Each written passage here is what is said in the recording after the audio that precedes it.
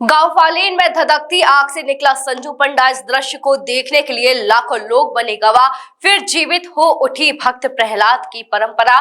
चप्पे चप्पे पर तैनात रही पुलिस, ड्रोन से रखी गई निगाह। असुर हिरण्यकश्यप की बहन होलिका द्वारा भक्त प्रहलाद को जलाने के प्रयास की प्रथा जिस भी युग की हो, लेकिन गांव फालेन में यह परंपरा हर वर्ष निभाई जाती है। यह चमत्कार करने के लिए गांव फालेन का संजू पंडा पिछले 1 माह से कठोर तप पर बैठा हुआ था।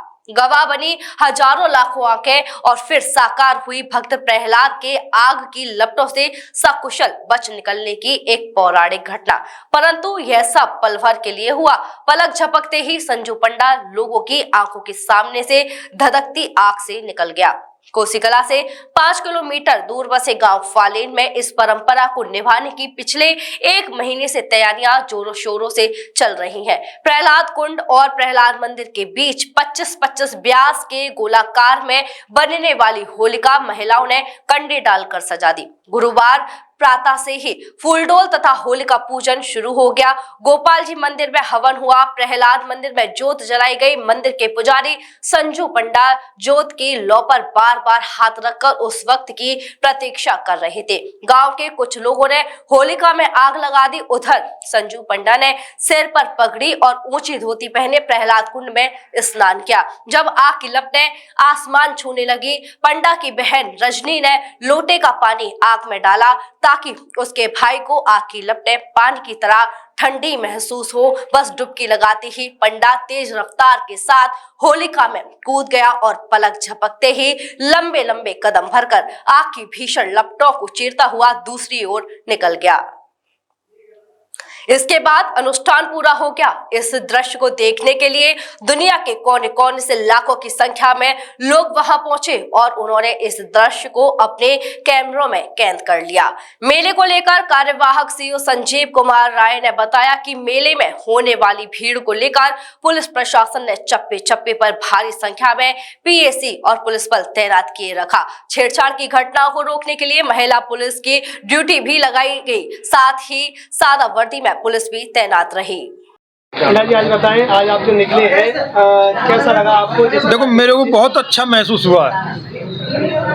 तो क्या ये जो परंपरा है जो आपके पूर्वज निभाते आए हैं, आपके भाई ने निभाई थी कुछ वर्ष, आपके पिताजी ने उससे पहले निभाई थी, लेकिन अब आपने निभाई है प्रथम बार, तो कैसा महसूस कर रहे हैं आप? मेरे को बहुत अच्छा महसूस हुआ। मंदिर में आप बैठे 40 दिन के तप में जी, किस चीज़ का तप किया आपने और क्या उनसे प्राप्त? मैंने ठाकुर जी का, भक्त प्रहलाद जी का और भगवान नरसिंह का तप किया, विष्णु भगवान तप किया। तो आज जब आप पानी में से नहाकर निकल रहे थे और सामने अग्नि देख रहे थे, तो क्या लग रहा था आपको कि मैं निकल पाऊंगा या नहीं? कुछ डर इस तरह का? नहीं, मेरे अंदर कोई डर नहीं था किसी प्रकार? नहीं।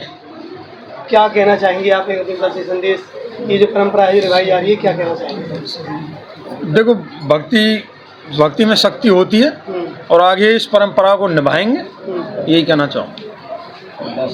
क्या पुलिस कितना फोर्स लगाया गया सर? क्या देखिए, सुरक्षा व्यवस्था को लेकर आप देख भी रहे हैं कि हमने जो है पर्याप्त मात्रा में पुलिस लगाई थी। पिछले साल से ज़्यादा पुलिस पर लगाई थी और पीएसी की एक प्लाटून भी हमने इसमें लगाई थी, डिप्लॉय की थी, और फायर टेंडर भी हम लोगों ने बुलाया था और इसके साथ ही हम लोगों ने ड्रोन से भी मॉनिटरिंग की थी और कैमरे भी लगाए थे। तो इसी के साथ जो है यहाँ से जो पंडा जो निकलते हैं वो सकुशल निकल गए और यहाँ निकला है फालेन का, उसकी क्या कहेंगे, किस तरह का?